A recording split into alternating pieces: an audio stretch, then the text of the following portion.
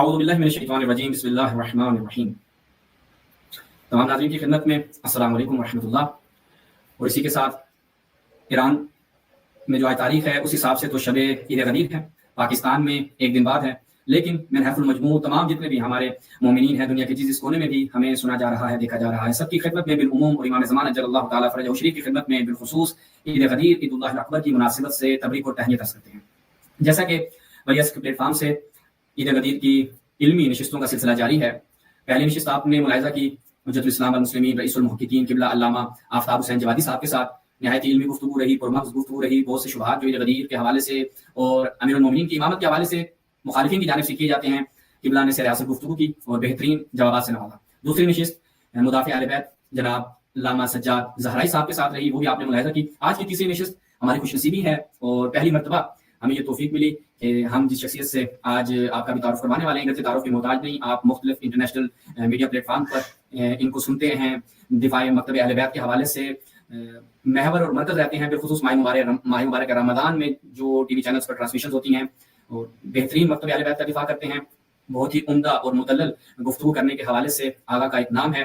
ہمارے ساتھ آج کی نشست میں ہمارے ساتھ موجود ہوں گے اور غدیر کے حوالے سے انشاءاللہ آغا سے استفادہ کیا جائے گا۔ میری مراد قبلہ علامہ امین شہیدی صاحب ہیں، آج کی اس نشست میں ان کو خوش آمدید کہتے ہیں۔ السلام علیکم ورحمۃ اللہ قبلہ۔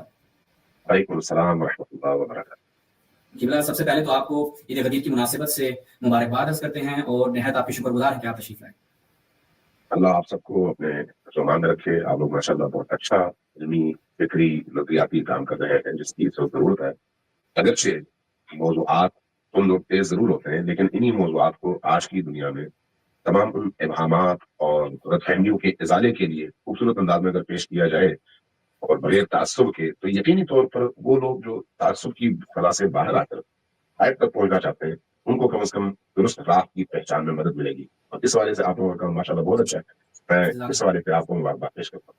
سلامت رہیں قبلہ۔ اور ہمارے ساتھ حسب سابق مولانا ابو اماد حیدی صاحب بھی موجود ہیں، ان کو بھی ہم اسٹریم میں خوش آمدید کہتے ہیں، پروگرام کا باقاعدہ آغاز کرتے ہیں۔ ابو اماد بھائی کی طرف چلتے ہیں اور وہیں سے پھر انشاءاللہ سوالات کا سلسلہ شروع کیا جائے گا۔ جی اماد بھائی۔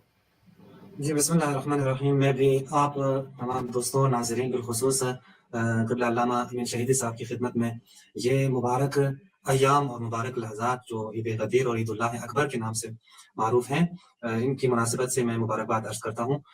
میں بغیر کسی مقدمے کے علامہ صاحب کی طرف آتا ہوں اور علامہ صاحب سے سوال پوچھنا چاہتا ہوں تاکہ ہمارے جو ناظرین ہیں، ہمارے جو سامعین ہیں، ان کا ہم ٹائم نہ لیں اور علامہ صاحب سے وہ استفادہ کریں۔ علامہ صاحب جو بہت ضروری ایک سوال ہیں اور عموماً اسی وجہ سے بعض وہ طبقات کے جو شیعہ سنی وحدت کے اوپر کام کر رہے ہیں وہ بھی یعنی ہمیں مخاطب کر کے کہتے ہیں کہ یہ جو آپ لوگ مکتب کے دفاع والا کام کرتے ہو یہ وحدت کے ساتھ منافی ہے، یہ وحدت کے ساتھ سازگار نہیں ہوتا۔ تو علامہ صاحب خود اس سوال میں کیا حقیقت ہے؟ واقعی یہ وحدت کے ساتھ منافی ہے یا نہیں؟ اس کے بہت بڑے سارے مثالیں ہمارے پاس موجود ہیں۔ اس حوالے سے ہم چاہتے ہیں کہ آپ ہی ہمارے سامعین کی خدمت میں عرض کر لیں کہ اس سوال کی کیا حقیقت اور اس کا جواب کیا ہوگا تاکہ ہمارے سامعین آپ کے الفاظ سے اور آپ کے جو ہے افکار سے وہ استفادہ کر سکیں۔ بہت بہت شکریہ۔ بسم اللہ الرحمن الرحیم۔ دیکھیے، جب ہم وحدت کی بات کرتے ہیں نا، تو وحدت کا مطلب یہ تو کبھی بھی نہیں ہے کہ دو مکاتب فکر اور دو نظریات کے حامل لوگ ایک دوسرے میں مدغم ہو کر اپنی وہ جو شناخت ہے اس کو مٹا دیں۔ یہ مطلب کبھی بھی وحدت کا نہیں ہے۔ وحدت کا مطلب یہ ہے کہ امت کی بہتر فلاح اور ترقی، سربلندی اور ان کی طاقت کے حصول کی خاطر آپ ان چیزوں سے درگزر کریں جو شدید اختلافی ہوں اور ان چیزوں کو زیادہ پروموٹ کریں جو مشترکہ ہوں۔ لیکن اس کا مطلب اپنے امتیازی عقائد سے ہاتھ اٹھانا نہیں ہے۔ آپ شیعہ رہتے ہوئے ایک اہل سنت کے ساتھ بھائی چارے کی فضا قائم رکھیں اور ایک سنی رہتے ہوئے شیعہ کے ساتھ اپنے بھائی چارے کو قائم رکھے۔ شیعہ رہے، سنی رہے، اپنے عقائد پر رہے لیکن دلیل کے ساتھ رہے، اور ان دونوں کے درمیان جو مشترکات ہیں ان مشترکات کو اگر فروغ دیا جائے تو یہ کہلاتا ہے وحدت۔ ہم اس وقت خود پاکستان کے اندر بھی اور باقی دنیا کے اندر بھی، میں خود تشیع اور تسنن کے درمیان وحدت کے حوالے سے اپنے آپ کو علمبردار سمجھتا ہوں۔ میں کام کرتا ہوں اس بات پر اور اہل سنت علماء کے ساتھ بیٹھ کر کام کرتا ہوں، لیکن اس اعلان کے ساتھ کہ میں شیعہ ہوں، شیعہ رہوں گا، شیعہ عقائد پر کار فرما ہوں، اور آپ کو بھی کہتا ہوں کہ آپ سنی رہتے ہوئے میرا ساتھ دیں۔ इन मौज़ूआत पर, जिन मौज़ूआत का ताल्लुक तशय्युअ और तसन्नुम के बाहमी मफादात से है। तो इसलिए आज की दुनिया में जो इंटरनेशनल चैलेंजेस हैं और इस्लाम को दरपेश हैं, तौहीद को दरपेश हैं, रिसालत को दरपेश हैं, इस्लाम के बुनियादी अकायद को दरपेश हैं, वो हमारे मुश्तरका चैलेंजेस हैं। इस वक्त दहरियत की जिस तरह से तरवीज हो रही है, अल्लाह के इनकार के नजरिए की जिस तरह से तरवीज हो रही है, जिस तरह से फहशा और मुनकरात की तरवीज हो रही है, जिस तरह से तौहीदी मुआशरे को गाली बनाने की कोशिश की जा रही है, ये किसी शिया का मसला नहीं है, ये किसी सुन्नी का मसला नहीं है, ये इस्लाम का मसला है, ये कुरान को दरपेश चैलेंज है। अब इस तरह के वो तमाम मौज़ूआत जो इस्लाम की जड़ पर हमलावर होने के मुतरादिफ हैं, उन मौज़ूआत पर इस्लाम के मुख्तलिफ फिरकों के उलमाए कराम को मिलकर एक प्लेटफॉर्म पर जमा होकर अपनी कुव्वत का और अपने इश्तराक का इजहार करना चाहिए, और ये है वहदत। लेकिन उसके साथ साथ इल्मी गुफ्तगू, एक दूसरे से इल्मी इख्तलाफ, अपने अकायद और नजरियात के हक में दलाइल का पेश किया जाना, इसको भी जारी रहना चाहिए, लेकिन शाइस्ता अंदाज में। हम अगर इस हवाले से माजी की तारीख भी देखें, हमारे बड़े बड़े उलमा ने, चाहे वो अहले सुन्नत के उलमा हो या तशय्युअ के, आपस में उन्होंने अपने इस तरह के रिश्ते कायम रखे, गुफ्तगू का सिलसिला कायम रखा, आना जाना कायम रखा, सुन्नी सुन्नी ही रहे, शिया शिया ही रहे, लेकिन दोनों ने अपने अपने अकायद के लिए दलाइल एक दूसरे के सामने रखे। अल-मुराजात को आप पढ़ लें, कुछ और किताबें आप निकाल सकते हैं, अरब दुनिया की भी और हमारे अपने बड़े सगीर के हवाले से भी, तो इस तरह का आपको लिटरेचर मिलता है जो अहले सुन्नत और अहले तशय्युअ के उलमा ने एक दूसरे के रद में या एक दूसरे के सामने अपने अकायद की वजाहत में पेश किए और बाद में वो किताबी शक्ल इख्तियार कर गए। जमाए पेशावर भी उन्हीं की एक मिसाल है। लिहाजा मैं ये समझता हूँ कि इख्तलाफ शाइस्तगी के साथ करते हुए, अपने अकायद के दिफा के साथ, अपने अकायद पर कायम रहते हुए, अपने मुखालिफ फरीक के साथ मुश्तरकात पर इत्तेहाद किया जा सकता है, और ये इत्तेहाद मुस्तहसन भी है और कुरान का हुक्म भी है। लिहाजा आपका जो काम है ये इसी शाइस्तगी के साथ अगर अंजाम पाता है, तो ये न सिर्फ वहदत के खिलाफ नहीं है, बल्कि वहदत को मजबूत करने का जरिया भी है कि मुझे एक सुन्नी समझ आए कि वो क्यों सुन्नी है, और एक सुन्नी को ये समझने का मौका मिले कि मैं क्यों शिया हूं। सिर्फ इल्जामात, किरदार कुशी और एक दूसरे पर कीचड़ उछाल कर एक दूसरे का तमस्कुर उड़ाने से इंसान न हकीकत तक पहुंच सकता है, न ही इर्तका पा सकता है, बल्कि कीना और दुश्मनी पैदा होती है। उसकी जगह अगर आप दलाइल के साथ बात करें कि मैं इसलिए शिया हूं कि मेरे पास ये दलाइल है, और एक अहले सुन्नत अपने सुन्नी होने की दलील भी कुरान और सुन्नत है जो उसके पास मौजूद है वो पेश करे। हो सकता है मैं उसको रद्द कर दूं, हो सकता है वो मेरी दलील को न माने, लेकिन कम से कम उसको ये पता चल जाएगा कि मेरे पास दलील है, और मुझे भी पता चल जाएगा कि वो किस दलील का सहारा ले रहा है। तो इसलिए इल्मी गुफ्तगू को जारी भी रहना चाहिए, और उसको उसकी हौसला अफजाई भी होनी चाहिए, लेकिन अच्छा जो वहदत की फजा है उस पर भी हमारी तवज्जो जरूर होनी चाहिए कि वहदत की फजा को हम खराब ना होने दें। जी अलामा साहब, यहाँ पे मैं एक अपने सवाल को थोड़ा सा खुसूसी एक मोरद के साथ जो है वो पूछना चाहता हूँ। इसी सवाल को खुसूसन हमारे जो अहले सुन्नत भाई हैं उनकी तरफ से ये सवाल पूछा जाता है कि एक तरफ से आप लोग कहते हैं कि वहदत वहदत, आप हमारे भाई हैं, बल्कि भाई भी नहीं, हमारे नफ्स है, हमारी जान है। तो दूसरी तरफ आप जश्न गदीर मनाते हैं, ईद गदीर का जश्न, वो कहते हैं खुद ईद गदीर का जश्न। यानी पहला सवाल तो मेरा मकतब के दिफा के बारे में था ना, खुद वो कहते हैं ईद गदीर का जश्न या ईद गदीर मनाना ही वहदत के मुनाफी है। तो इस हवाले से भी अलामा साहब आप जरूर फरमाइएगा। ये एतराज मेरा ख्याल है गैर मंतकी एतराज है। अगर ये एतराज है तो फिर इसको कुरान के सामने पेश करना चाहिए। हम जब ईद गदीर मनाते हैं तो ये कोई रस्म के तौर पर नहीं मनाते, ये कोई इस उन्वान से नहीं मनाते कि ये कोई त्यौहार है, बल्कि इसको कुरान का हुक्म समझकर मनाते हैं। इसको अइम्मे अहलुल बैत अलैहिस्सलाम की सीरत का एक जरूरी हिस्सा समझकर मनाते हैं। और हम ईद गदीर अगर मनाते हैं तो किस मुनासिबत से मनाते हैं? इस मुनासिबत से कि रसूल करीम सल्लल्लाहु अलैहि वसल्लम ने उनके मकाम पर जो खुतबा इरशाद फरमाया, उस खुतबे में 1 लाख से ज्यादा असहाब नबी मौजूद थे, और उन असहाब के दरमियान खड़े होकर अलस्तु औला बिकुम मिन अनफुसिकुम का नारा बुलंद करके, और उन तमाम असहाब से गवाही लेने के बाद कि भला या रसूल अल्लाह, उसके बाद फरमाया कि मन कुन्तु मौलाहु फहाजा अलीयुन मौलाहु। अब जब एक इंसान रसूल करीम के इस रवैये को, रविश को, और वहां पर पेश आने वाले इस अजीम वाक़े को अक्ल की मुनासिबत से देखता है, अक्ल के आईने में देखता है, तो वो ये सोचने पर मजबूर हो जाता है कि रसूल करीम को उस गर्म मौसम में मक्का से निकलने के बाद उन थके हुए हाजियों को दोबारा रोकने की और फिर उनको 3 दिन वहां पर रहने की जरूरत क्यों पेश आई। जाहिर है ये सिर्फ इसलिए तो नहीं है कि ये कहें कि जो मेरा दोस्त है वो अली का भी दोस्त है। क्या रसूल करीम उससे पहले 23 साल तक बार बार अली का हाथ थाम कर अली से अपने रिश्ते का इजहार फरमा नहीं चुके थे? تو صرف ایک جملہ کہنے کے لیے انہوں نے اتنی زحمت کی کہ علی میرا دوست ہے، جو مجھے اپنا دوست سمجھتا ہے وہ علی کو اپنا دوست سمجھے. اور دوسری طرف کیا رسول اللہ واقعی اپنے اصحاب کے دوست تھے یا مالک تھے یا مولا تھے یا آقا تھے یا سرپرست تھے؟ کوئی صحابی ایسا دعویٰ کر سکتا ہے کہ رسول اللہ سے میری دوستی تھی؟ رسول اللہ کے قدموں کی خاک کو جو لوگ اپنے آنکھوں کا سرما بناتے ہوں، اصحاب کے بارے میں امت کی رائے یہی ہے نا، جو اصحاب حتیٰ رسول اللہ کے وضو کے پانی کے قطرے کو زمین پر گرنے نہ دیتے ہوں، جبکہ عام انسانی اخلاق میں کسی کا ہاتھ دھلا ہوا پانی ہو تو وہ پانی آپ ہاتھ نہیں لگاتے، ہاتھ لگاتے ہیں تو ہاتھ جا کر دھوتے ہیں. تو یہ رسول اللہ صلی اللہ علیہ وآلہ وسلم سے دوستی کی وجہ تھی یا رسول اللہ سے جو عقیدت تھی، رسول اللہ کا جو مقام تھا، اس کا تقاضا تھا؟ اس موضوع پر تو سارے مسلمان متفق ہے کہ رسول اللہ سے لوگوں کی جو اٹیچمنٹ تھی، وابستگی تھی، وہ دوستی کی بنیاد پر نہیں تھی، ایمان کی بنیاد پر تھی. رسول اللہ سے عقیدے کی بنیاد پر تھی. رسول اللہ کو اللہ کا نبی اور اپنی جانوں کا مالک سمجھتے ہوئے وہ رابطہ وہ رکھتے تھے، اور اس کا حکم بھی اللہ نے ان کو دیا تھا. النبی اولا بالمؤمنین من انفسہم کہہ کر گویا اللہ نے رسول کریم کو باقی تمام مسلمانوں کی، اس زمانے کے مسلمانوں کی بات کریں تو یعنی صحابہ کرام کی جان، مال، ناموس، آبرو، ہر چیز کا مالک اللہ نے رسول کریم کو بنایا ہوا. اس پر تو سب کا اتفاق ہے، اس لیے جو قرآن کا حکم ہے النبی اولا بالمؤمنین من انفسہم. تو اگر رسول کریم غدیر کے میدان میں اس آیت کی طرف اشارہ کرتے ہوئے اس امت سے جو غدیر کے مقام پر 1,00,000 سے زیادہ 1,20,000 بعد لوگوں نے لکھا ہے اصحاب موجود تھے، تو ان سب سے یہ قول لے رہے ہیں اور اقرار لے رہے ہیں الست اولا بکم من انفسکم. تو ظاہر ہے اس کے پیچھے کوئی حکمت ہے، اس کے پیچھے کوئی فلسفہ ہے. حاجیوں کی اگر کیفیت دیکھیں تو جس دن حج کا عمل ختم ہو چکا ہوتا ہے نا، تو اس کے بعد حاجی کا وہاں پر مکہ میں ٹھہرنے کو جی نہیں چاہ رہا ہوتا، اس کا جی چاہ رہا ہوتا فوراً بھاگے اپنے گھر کی طرف. اور ان اپنے گھر کی طرف دوڑنے والے حاجیوں کو مکہ سے نکلنے کے بعد رستے میں روک کر یہ عمل انجام دیا جا رہا ہے کہ ان کو اس کی قدر و قیمت کا احساس ہو. ورنہ یہی کام مکہ میں بھی تو ہو سکتا تھا، لیکن اگر وہاں پر ہوتا تو اس کی وہ خصوصیت ختم ہو جاتی. مکہ کے ان اعمال کے ضمن میں اس کی وہ جو امتیازی حیثیت ہے وہ ختم ہو جاتی. مکہ میں تمام اعمال کی بجا آوری کے بعد جب حاجی نکلے اور اب آرزو لے کر نکلے کہ کسی طرح سے گھر پہنچے، وہاں پر ایک مصیبت ان پر آ پڑی کہ بھئی رسول اللہ نے روک دیا، آپ گھر نہیں جا سکتے.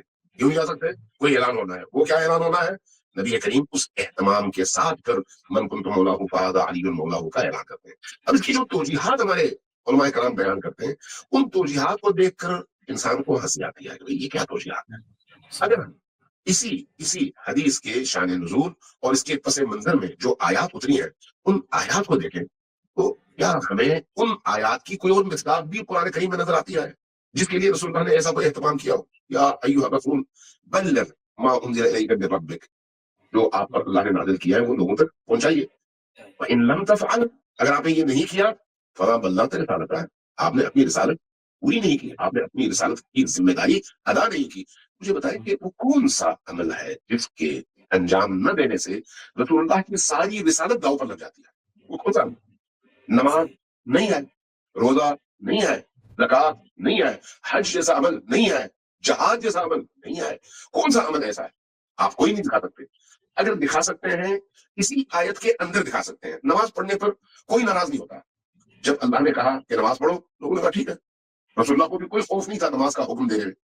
جہاد میں بھی رسول اللہ کو کوئی خوف نہیں تھا، کیونکہ اس جہاد کے نتیجے میں ان کو بہت کچھ ملتا بھی تھا اصحاب رسول کو.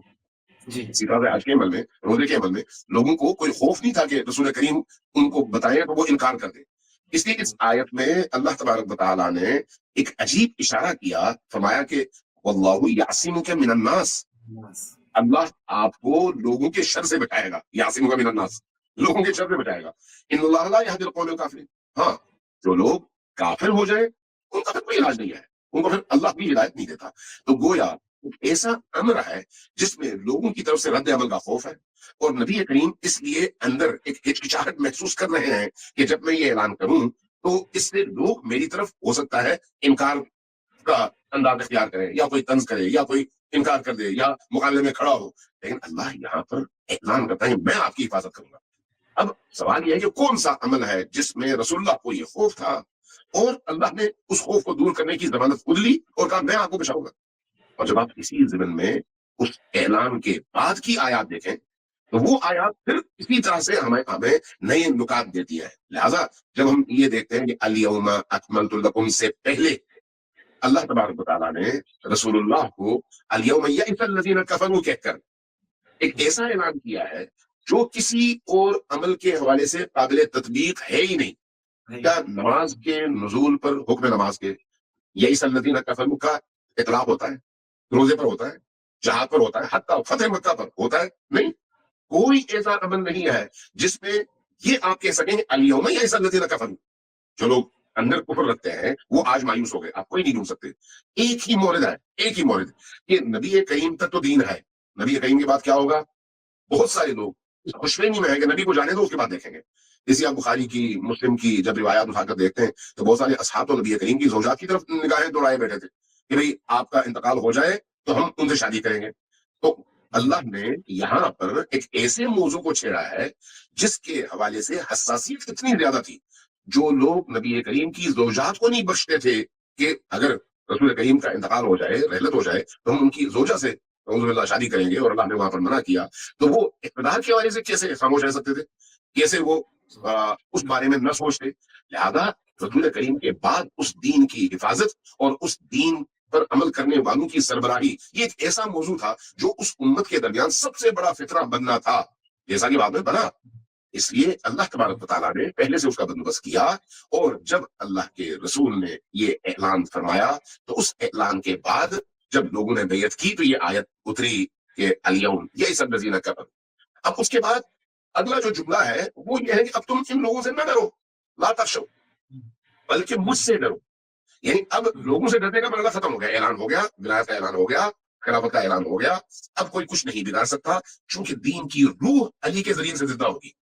उसी का ऐलान नबी करीम ने बदर के मैदान में किया है। लिहाजा अब इक़्तिदार अगरचे दूसरों के पास जाए, लेकिन दीन को बचाने का सहरा अली ही के सर है। इसलिए कि 25 साल जो लोग मुख्तदिर रहे, इक़्तिदार पर रहे, उनको भी दीनी अक़दार और वैल्यूज की हिफाजत के लिए अली ही के दरवाजे पर आना पड़ा। लिहाजा अमीरुल मोमिनीन अली इब्न अबी तालिब दीन के हकीकी मुहाफ़िज़ हैं, जिसकी गवाही कुरान करीम ने दिया है। तो ये तो एक ऐसा मौजू है जिस पर शिया और सुन्नी को जमा किया जा सकता है। ठीक है भाई, आप उनको खलीफा नहीं मानते, हम कुरान से ये इस्तेदलाल रखते हैं, लेकिन कम से कम दीन का मुहाफिज तो हम मानते हैं ना। अगर वो दीन की मुहाफिजत न करते तो क्या दूसरों में ये सकत थी कि वो दीन की मुहाफिजत कर सकते? आप खुद ये कबूल करते हैं ना कि अमीरुल मोमिनीन एक अच्छे मुशाविर थे, मशवरा देने वाले थे, रहनुमाई करने वाले थे। जहां पर खुलफा गलती करते थे वहां पर अमीरुल मोमिनीन रोकते थे और कहते थे कि ये इस तरह न करो, इस तरह से करो। ये तमाम चीजें कब वो करते थे? जब दीन को खतरा दरपेश हो। जहां पर खुद उनका जाती मसला हो वहां पर तो वो नहीं बोलते थे। वहां पर वो अपने जाती फायदे या जाती हक के लिए इस तरह से मैदान में नहीं उतरते थे। लेकिन जहां पर दीन का मामला होता है वहां पर अपने पूरे एतमाद के साथ और पूरी कुव्वत के साथ मैदान में उतर कर उस इनहराफ को रोकने के लिए अपना किरदार अदा करते थे। ये होता है दीन के मुहाफिज की जिम्मेदारियां, ये उनकी जिम्मेदारी थी। लिहाजा अल्लाह तबारक व तआला ने जब ये जिम्मेदारी रसूल के बाद अमीरुल मोमिनीन अली इब्न अबी तालिब की तरफ मुंतकिल फरमाई, तो उसके बाद अब लोगों से कहा कि अब तुम्हें दीन के हवाले से परेशान होने की जरूरत नहीं है, दीन को मुहाफिज मिल गया है। अब अगर तुम्हें परेशान हो गया तो खुद अपने आप से डरो कि कहीं तुम उस दीन के मुहाफिज से मुनहरिफ ना हो जाओ। लिहाजा जब हम कुरान करीम की इन आयात को उस सीक्वेंस में देखते हैं, चाहे वो अमर वाली आयात हो, बल्लिग मा उनज़िला इलैक वाली, या फिर इस हदीस के बयान के बाद और गदीर के वाक़े के बाद उतरने वाली आयात हो, ये सारी आयतें मिलकर अमीरुल मोमिनीन अली इब्न अबी तालिब के मकाम को भी बयान करती हैं, फजीलत को भी बयान करती हैं, उनकी इस्लाम में अहमियत को भी बयान करती हैं, और ये भी बयान करती हैं कि सख्त तरीन हालात में जो हालात अमीरुल मोमिनीन को दरपेश थे, ना हजरत अबू बकर को दरपेश थे, ना हजरत उमर को दरपेश थे, ना हजरत उस्मान को दरपेश थे। जिस तरह का अमल अमीरुल मोमिनीन का रहा, दुश्मन तरीन अफराद भी अमीरुल मोमिनीन की पाकीज़गी पर कोई हर्फ नहीं उठा सका, कोई एतराज नहीं कर सका, जबकि बाकी खुलफा पर हजारों एतराज़ात थे और उम्मत ही को थे। इसके बावजूद अमीरुल मोमिनीन ने सब्र से और तहम्मुल और बुर्दबारी से इस तरह से ये 25 साल का अरसा गुजारा कि लोगों को पता चला कि अगर दीन का कोई हकीकी हमदर्द और खैरखा है तो वो एक ही जात है जिसका नाम अली इब्न अबी तालिब है। इसलिए उसका इजहार उस वक्त बड़े अच्छे अंदाज में हुआ जब खलीफे सालिस को कत्ल किया गया और अमीरुल मोमिनीन के दर पर अजदहाम था लोगों का। उस वक्त भी वो यही कहते थे कि मुझे छोड़ दो, किसी और को बना लो। क्यों? अली को खिलाफत की जरूरत नहीं थी, खिलाफत को अली की जरूरत थी, क्योंकि खिलाफत को ऐसा पासबान, ऐसा मुहाफिज और ऐसा हाकिम चाहिए था जो खिलाफत की शान और उसकी अजमत को जिंदा रख सके और ऊंचा कर सके, और वो अली के अलावा और कोई नहीं था। لیکن اس کے باوجود جو حالات پیش آئے وہ سب کے سامنے ہے. لہذا اس موضوع کو شیعہ اور سنی کے درمیان مشترک موضوع کے طور پر نہ صرف بیان کیا جا سکتا ہے بلکہ افہام و تفہیم کا ایک رستہ بھی بن سکتا ہے کہ ٹھیک ہے ان باتوں کو تم مان لو اور اس کے بعد ہم ایک دوسرے کے ساتھ ہیں. اب ان باتوں کا کوئی انکار بھی نہیں کرتا. پچھلے سال ہم نے 2 سال 3 سال سے ہم اسلام آباد میں کانفرنس کر رہے ہیں اسی غدیر کے حوالے سے. ایک کانفرنس ملتان میں ہو رہی ہے, ایک کانفرنس اسلام آباد میں ہو رہی ہے. تو ہم اہل سنت و جماعت کو بلاتے ہیں, ہیرو کو نہیں بلاتے, اہل سنت و جماعت کو بلاتے ہیں اور ان سے کہتے ہیں آؤ بھائی غدیر پر بیٹھ کر بات کرتے ہیں, آپ بھی کرو ہم بھی کرتے ہیں. تو وہاں پر واقعی پھر غدیر کے حوالے سے نئے اسرار کھلتے ہیں, کیونکہ غدیر کا موضوع ایسا ہے جس پر اتنی احادیث تشیعوں کے ہاں ہیں اور اہل سنت کے ہاں بھی ہیں کہ ان احادیث کی روشنی میں علی کی عظمتوں کو کوئی شخص چھپا نہیں سکتا. لہذا اب چونکہ یہ ایک حقیقت ہے کہ علی کی یہ عظمتیں قرآن اور احادیث سے ثابت ہے, اس لیے امت کا ایک تکفیری گروہ کھڑا ہوتا ہے ان عظمتوں سے ہٹ کر ان ایام کو کسی نہ کسی حساس موضوع سے جوڑ کر اس کو فوقیت دینے کی کوشش کرتا ہے اور اصل مسئلے کو بلا دینے کی کوشش کرتا ہے. اور اس میں آپ نے گزشتہ 40 سالوں میں جتنا سرمایہ پاکستان میں خرچ ہوا ہے اس کا مظاہرہ آپ نے دیکھ لیا ہوگا کہ محرم کے مہینے کو سبوٹاج کرنے کے لیے یکم محرم کو زبردستی حضرت عمر کی شہادت کا دن منایا جاتا ہے, جبکہ کہیں پر یہ بات ثابت نہیں ہے, کسی سنی کے ثابت نہیں ہے. اور اسی طرح سے جب یہ دن آتا ہے تو اس کو حضرت عثمان کے حوالے سے منانے کی کوشش کی جاتی ہے. تو وہ ایک انحراف ہے نا. جب انحراف ہے اور حقیقتاً بھی انحراف ہے, کسی بھی طور پر آپ اس کو ثابت نہیں کر پاتے, تو پھر انحراف کو انحراف کہنا چاہیے, سنی کو بھی کہنا چاہیے اور شیعہ کو بھی کہنا چاہیے. لہٰذا میں سمجھتا ہوں کہ غدیر کا موضوع ایسا ہے جس پر شیعہ سنی اکٹھے ہو سکتے ہیں اور اس موضوع پر شائستہ انداز میں دلائل کے ساتھ ایک دوسرے کی بات سن بھی سکتے ہیں اور ایک دوسرے سے بات کر بھی سکتے ہیں. بہت شکریہ قبلہ, بہترین آپ نے جو شیعہ سنی معاشرے کو مد نظر رکھتے ہوئے جو غدیر ہے کیسے منانی چاہیے, اور آپ نے ایک اشارہ کیا کہ آپ کانفرنسز کر رہے ہیں اور ہمیں بھی کانفرنسز کی اطلاع ملتی ہے, علماء اہل سنت اس میں شرکت کرتے ہیں. تو اسی آپ کے اقدام کو مد نظر رکھتے ہوئے اب ہم تھوڑا تشیع کی طرف آپ کا رخ کرواتے ہیں کہ تھوڑا سا تشیع کی طرف رخ کیجیے. روایات اہل بیت میں جو غدیر کی اہمیت ہے اس کو مد نظر رکھا جائے. ہمارے تشیع میں جس انداز سے غدیر پاکستان میں منایا جا رہا ہے, کیا اسی طرح منایا جانا چاہیے؟ اور کچھ ایسی چیزیں آپ بھی مشاہدہ فرماتے ہیں کہ جشنوں کے عنوان سے جو پاکستان میں چیزیں ہو رہی ہیں, تو اس حوالے سے تشیع کو کیا کرنا چاہیے, کس انداز سے غدیر کو منانا چاہیے؟ دیکھیے غدیر ہماری احادیث میں عید کے عنوان سے اس کو بیان کیا گیا ہے, اور عید بھی سادہ عید نہیں, 4 اعیاد میں غدیر کو عید اللہ الاعظم کہا گیا ہے, عظیم ترین. عظیم ترین عید کیوں ہے؟ اس لیے کہ اگر سنت ابراہیمی کی روح کو کوئی عنوان زندہ کر سکتا ہے تو غدیر ہے. اگر نماز کو کوئی عنوان حیات دے سکتا ہے تو وہ عنوان غدیر ہے. ورنہ کیا بنی امیہ کے جتنے بھی گورنرز تھے نماز نہیں پڑھتے تھے, تو نماز بھی پڑھتے تھے, شراب بھی پیتے تھے, رات بھر شراب کی محفلیں بھی ہوتی تھی, اور صبح فجر کی نماز بھی پڑھتے تھے اور 2 کی جگہ 4 بھی پڑھ دیتے تھے.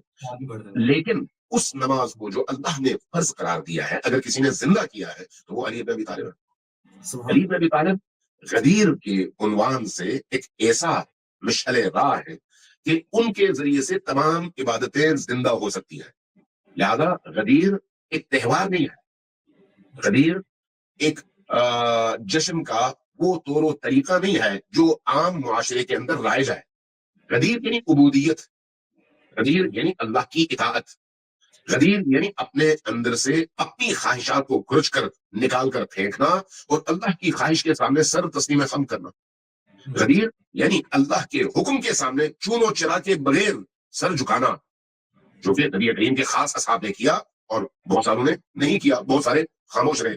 یعنی غدیر ولایت علی کا اعلان ہے, لیکن ولایت کا مطلب غلط طور پر وہ پیش کیا جاتا ہے اور اس کے ضمن میں پھر اس کو مختلف ایسی محفلوں میں تبدیل کر دیا جاتا ہے جس کا نہ علی سے کوئی تعلق ہے, نہ مکتب سے کوئی تعلق ہے, نہ بیت کے کلچر سے کوئی تعلق ہے. یہ جو غدیر کا دن ہے, غدیر کا دن کیوں اتنا اہم ہے؟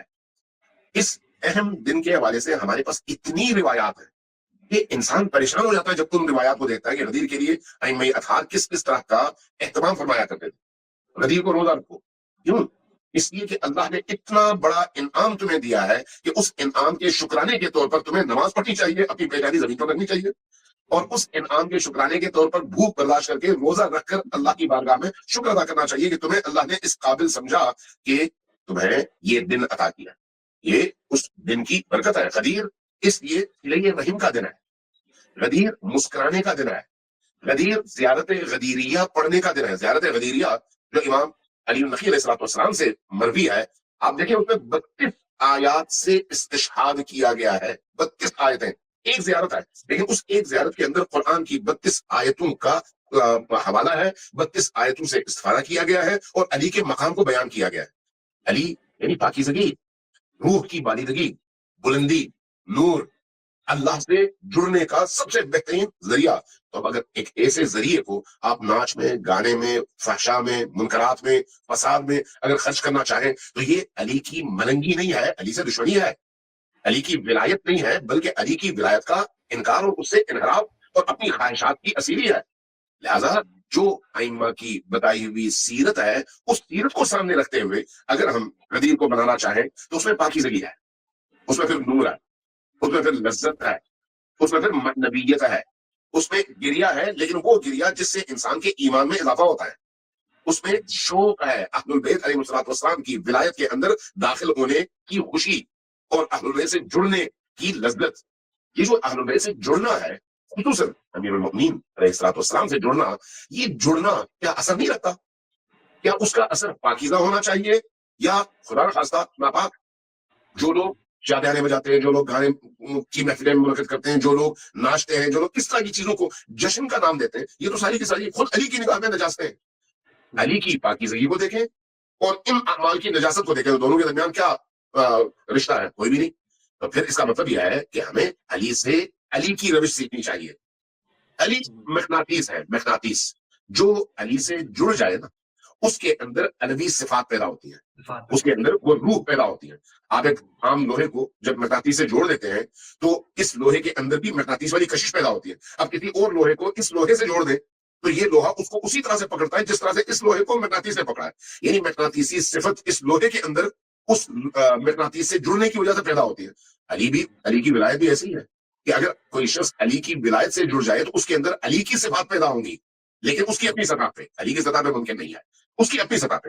جب اس کے اندر الوی صفات پیدا ہوں گی تو وہ کبھی بھی کثافتوں کی طرف نہیں جائے گا، نجاستوں کی طرف نہیں جائے گا، بستیوں کی طرف نہیں جائے گا، رقص و سرود اور اس طرح کی محافل کی طرف نہیں جائے گا، بےہودہ اعمال کی طرف نہیں جائے گا، بلکہ خود علی کی طرح سے ان بلندیوں کی طرف جائے گا جو انسان کو زمین سے اٹھاتی ہیں اور ملکوت تک پہنچاتی ہیں. لہذا غدیر کا دن وہ دن ہے جس کے اپنے آداب ہیں، ان آداب کا خیال رکھنا چاہیے. غدیر کا دن صرف تہوار نہیں ہے بلکہ عبودیت اور بندگی ہے، اس بندگی کا خیال رکھنا چاہیے. اس لیے غدیر میں نماز ہے، غدیر میں دعا ہے، غدیر میں 3 زیارتیں ہیں جو امیر المؤمنین کی زیارتیں ہیں. زیارت امین اللہ اسی کا ایک حصہ ہے. یعنی امیر المؤمنین کی زیارتیں غدیر کے دن پڑھیں، قرآن غدیر کے دن پڑھیں، خلوات زیادہ سے زیادہ غدیر کے دن پڑھیں، صدقات غدیر کے دن دیں، بھوکے کو کھانا غدیر کے دن کھلائیں، اپنے رشتے داروں کے گھر جا کر صلہ رحم اور دلوں سے قدورتوں کو اور کینے کو نکالنا غدیر کے دن کریں. یہ تمام کے تمام اعمال انسان کو بلندیوں کی طرف لے جانے والے اعمال ہیں، پستیوں کی طرف نہیں. اور علی چونکہ بلند ہے اپنے نام میں بھی اور مقام میں بھی، اس لیے جو شخص علی سے غدیر کے دن جڑ جاتا ہے وہ ان اعمال کے ذریعے سے بلندیوں کی